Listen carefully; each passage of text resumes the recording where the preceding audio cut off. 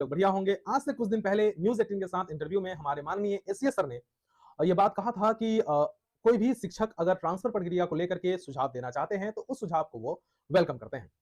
लेकिन अब सवाल खड़ा ये हो गया था हमारे सामने कि सचिवालय जाना ट्रांसफर को लेकर के हमारे लिए प्रतिबंधित है, हम लोग वहाँ जा नहीं सकते हैं। तो फिर हमारा जो सुझाव है वो वहाँ तक पहुँचे कैसे? तो बहुत सारे शिक्षकों ने एमएलए, पूर्व के एमएलसी प्रत्याशी, एमएलसी वर्तमान के, सभी को लेकर के अपने-अपने सुझाव भिजवाना शुरू किया। हम लोगों ने भी सुझाव भिजवाया था। लेकिन जब बाद में जब लेटर हमने पढ़ा तो पता चला कि नहीं, ये तो मतलब सारा जो है गुड़ गोबर करके रख दिया गया है। ठीक है? अल्टीमेटली कुछ उसमें था नहीं मिला-जुला के सारी बातों को, क्योंकि सिंपल सी बात है कि वो एक राजनीतिक नेता है, तो वो अपनी राजनीतिक रोटी सेकेंगे ज़रूर। ठीक है? अभी का ज्वलंत मुद्दा है ट्रांसफर। एक बार ये ट्रांसफर हो जाए तो सारा समस्या का समाधान बहुत ही आसानी से हो सकता है। आप सभी शिक्षकों का जो भी सुझाव था, वो सुझाव आप लोगों ने अलग-अलग प्लेटफ़ॉर्म के माध्यम से रखा था और मुझ तक भी वो सुझाव आपने भेजा था। मेरे मन में भी जो सुझाव चल रहे थे, उसको मैंने आप सभी का सुझाव और हमारा सुझाव सभी को मिला करके मैं इस वीडियो में डालने का कोशिश कर रहा हूँ और आप सभी से हमारा रिक्वेस्ट है कि इस वीडियो को ज़्यादा से ज़्यादा शेयर कीजिए और हमारे एसीएस सर तक इस वीडियो को पहुँचाइए सो दैट कि वो अगर इन सुझावों को सही ढंग से लागू करवा देते हैं, तो मुझे ऐसा लगता है कि इंटर डिस्ट्रिक्ट वाले एक भी नहीं बचेंगे। पटना का भी समाधान बहुत ही आसानी से हो जाएगा, सेम जिला वाले का भी समाधान बहुत ही आसानी से हो सकता है। तो आप सभी से रिक्वेस्ट रहेगा कि वीडियो को ज्यादा से ज्यादा शेयर जरूर कीजिएगा। पॉइंट नंबर 1 में ये आ जाते हैं कि हम लोग को कहा गया था कि रिक्तियों के अभाव के कारण अंतर जिला ट्रांसफर जो है करने में थोड़ा सा समस्या हो रहा है। अगर हम बात करें तो रिक्तियां समस्या नहीं है, समस्या है कि रिक्तियों को अपडेट नहीं किया गया है। हमारे मतलब आप भी अपने गौर कर सकते हैं, आपके स्कूल में अभी भी रिक्तियां अवेलेबल होंगे। हमारे स्कूल में भी रिक्तियां अवेलेबल है। 6 टू 8 में अगर बात करें तो 2 टीचर्स तो अभी वर्तमान में चाहिए। एक तो चाहिए आपका मैथ साइंस के लिए और दूसरा चाहिए संस्कृत के लिए। 9 10 में भी 2-3 टीचर्स की आवश्यकता है। 11 12 में भी 2-3 टीचर्स की आवश्यकता है। तो आवश्यकता अभी वर्तमान में है, लेकिन ये रिक्तियां जो है वो अपडेट हुआ नहीं है। तो विभाग से हमारा रिक्वेस्ट रहेगा कि 1-2 दिन का समय लीजिए और जिस प्रकार से टीआरई 3 में बहुत ही जल्दी चीजों को कर लिया गया था, वैसे ही कुछ करवाया करवाया जाए। ठीक है? और जल्दी से जल्दी 2-3 दिनों के अंदर जो है सारे रिक्तियों को अपडेट करवाया जाए, सबसे पहला काम। ठीक है? उसके बाद कल तक जो है सभी एचएम और एसटी को प्रखंड का ऑप्शन चुनने का मौका दिया गया है। तो उन लोगों से ये डेट आगे ना एक्सटेंड करते हुए कल तक में सभी लोगों का प्रखंड का विकल्प जो है वो ले लिया जाए और लेने के बाद क्या होगा कि वो एचएम और एसटी की पोस्टिंग हो जाने से भी उनका भी लगभग 35 से 40 हजार सीट वहां पे खाली हो रहा है, जो वो टीचर वाला पद छोड़ करके और अपना एचएम और एसटी वाले पद पर जाएंगे तो टीचर वाला पद खाली होगा। ठीक है? तो उससे भी रिक्तियां बनेंगी और पहले से जो रिक्तियां हैं वो भी बनेंगी। अगर दोनों रिक्तियों को मिला दिया जाए, कम से कम भी रिक्तियां बनेगी तो 50,000 रिक्तियां बनेगी। और इंटर डिस्ट्रिक्ट की अगर बात करें तो अब इंटर डिस्ट्रिक्ट में 50,000 लोग संभव ही नहीं है, इतना हो ही नहीं सकते हैं। तो सारे इंटर डिस्ट्रिक्ट वाले का बहुत ही आसानी से एडजस्ट किया जा सकता है।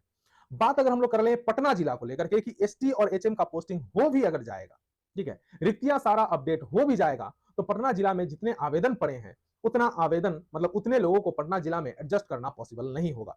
तो उस केस में क्या होना चाहिए?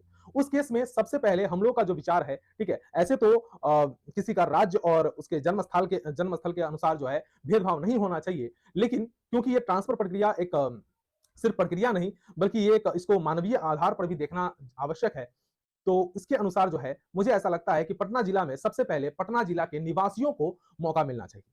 ठीक है? जिनका माँ का घर हो या उनका ससुराल वहाँ पे हो, तो उनको सबसे पहले मौका मिलना चाहिए। पटना जिला में पहले वहाँ की महिलाओं को मौका मिले, उसके बाद वहाँ के पुरुषों को मौका मिले। अगर फिर सीट अगर फुल हो जाता है, जगह नहीं बचता है, तो फिर एडिट का ऑप्शन मिलना चाहिए और उसके बाद सभी लोगों को अपने विकल्प जो है वो लोग चेंज करने का उन्हें मौका मिलना चाहिए। लेकिन पहले विभाग के स्तर से सभी लोगों का ट्रांसफर हो जाना चाहिए। ठीक है? इस प्रकार से होने से ज्यादा फायदा होगा। चाहे कोई भी जिला में जहां पे रिक्तियां पूरा फिल हो जाने मतलब के क्रम में जब देखा जाएगा कि वहां पे मात्र 10,000 रिक्तियां हैं और 15,000 वहां पे जो है आवेदन पड़े हैं, तो सबसे पहले वहां के मूल निवासियों को जो है प्राथमिकता मिलनी चाहिए। ठीक है? उससे और एक फायदा होगा कि एनईपी को लेकर के जो बातें कही गई थी कि एनईपी में ऐसा बात कही गई थी कि जो भी जूनियर सेक्शन है उसमें पहले मतलब उनका लोकल लैंग्वेज में बच्चों को समझाना है। तो मान लेते हैं कि कोई व्यक्ति अगर किशनगंज का है और उनका पश्चिम चंपारण में पोस्टिंग हो गया है, तो वहां पे वो लोकल लैंग्वेज में कैसे चीजों को समझाएंगे? ठीक है? तो अगर वहां के मूल निवासी को पहले प्राथमिकता दिया जाता है, जैसे किशनगंज के व्यक्ति को अगर किशनगंज में ही पोस्टिंग दिया जाता है, तो उससे क्या हो जाएगा कि वो लोग लोकल लैंग्वेज में बच्चों को बहुत ही आसानी से समझा पाएंगे और इससे जो है बच्चों को कंसेप्ट बहुत ही अच्छे तरीके से क्लियर हो पाएगा। ठीक है? इसका मतलब मुझे ऐसा लगता है कि ऐसा होना ही चाहिए कि पहले लोकल लोगों को प्राथमिकता मिलनी चाहिए। ठीक है? अब आ जाते हैं जो म्यूचुअल को लेकर के जो बातें कही गई है, म्यूचुअल को लेकर के बहुत सारे लोगों ने मुझ तक भी अपने अपने बातों को रखा और बहुत तरह के ग्रुप्स बना लिए गए। लेकिन अल्टीमेटली हमने भी ट्राई किया था ग्रुप्स बनाने का, हमने बहुत सारे ग्रुप्स बनाए थे। ठीक है? लेकिन म्यूचुअल मिलना बिल्कुल ही नामुमकिन सा हो रहा है। ऐसा क्यों हो रहा है? मेन समस्या जो सामने नजर नजर के सामने जो आ रहा है वो है बीपीएससी टू बीपीएससी और एक्सक्लूसिव टू एक्सक्लूसिव टीचर, ठीक है, बीसीएस टू बीसीएस। ये वाला जो है प्रॉब्लम ज्यादा क्रिएट हो रहा है।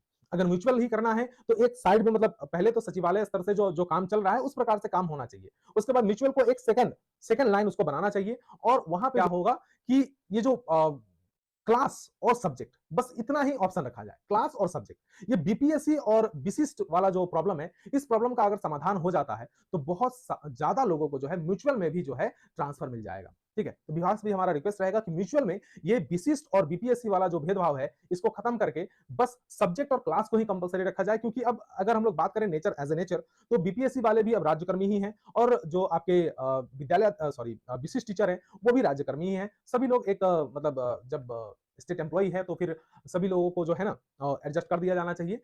सब्जेक्ट और क्लास को कंपलसरी कर दिया जाना चाहिए, और ये विशिष्ट और बीपीएससी वाला जो प्रॉब्लम है इसको अगर सॉर्ट आउट कर दिया जाता है तो ज्यादा से ज्यादा लोगों को इसको फायदा मिलेगा।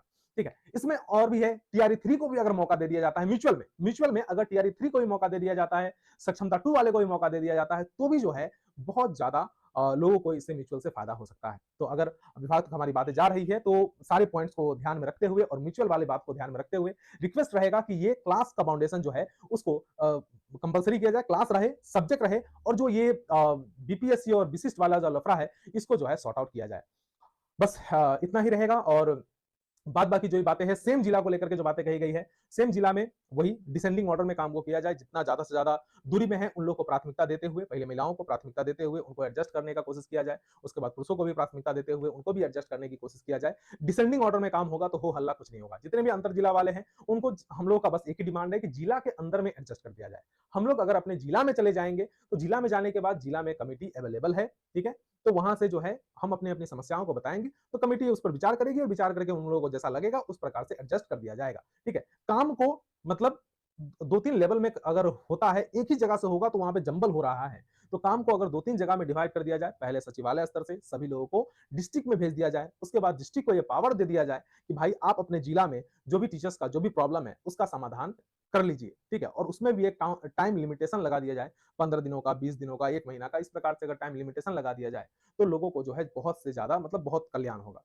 एसीएस सर द्वारा जो भी अब तक जो पहल अपनाई गई है शिक्षा को लेकर के, शिक्षकों को लेकर के, चाहे वो हमारे शिकायतें हों, चाहे पेमेंट से रिलेटेड जो समस्या रही हो, चाहे अटेंडेंस से रिलेटेड जो समस्या रही हो, चाहे एमडीएम से रिलेटेड जो समस्या रही हो, ये बहुत ही क्रांतिकारी फैसला उनके द्वारा लिया गया। और इन सभी फैसलों को जो है हम सभी शिक्षक जो लोग जो है वो मतलब खुशी से अपनाते हैं और पूरे तरीके से उसको फॉलो करने की कोशिश करते हैं। एक हमारा छोटा सा मांग है, वही है ट्रांसफर। इस ट्रांसफर प्रक्रिया को भी एसीएस सर द्वारा ही लागू करवाया गया। जंग लगी हुई सिस्टम को इतने बारीकी से उन्होंने मानवता को दिखाते हुए किया है, इसके लिए हम लोगों का मतलब धन्यवाद। विभाग से एक रिक्वेस्ट रहेगा कि इसको जल्द से जल्द संपन्न किया जाए, क्योंकि अब इलेक्शन का भी समय आ रहा है और परेशानी जो है वो अब धीरे धीरे जो है बढ़ता चला जा रहा है। 2-4-5 दिन का समय लीजिए, 1 सप्ताह का समय लीजिए, और सभी चीजों को, रिक्तियों को अपडेट करने के बाद जो है सभी लोगों को जल्द से जल्द ट्रांसफर हो जाना चाहिए। बस यही हमारा रिक्वेस्ट रहेगा। आप सभी साथियों से भी रिक्वेस्ट है कि वीडियो को शेयर जरूर कीजिएगा। अगर कोई सुझाव बच गए हैं तो सुझाव जरूर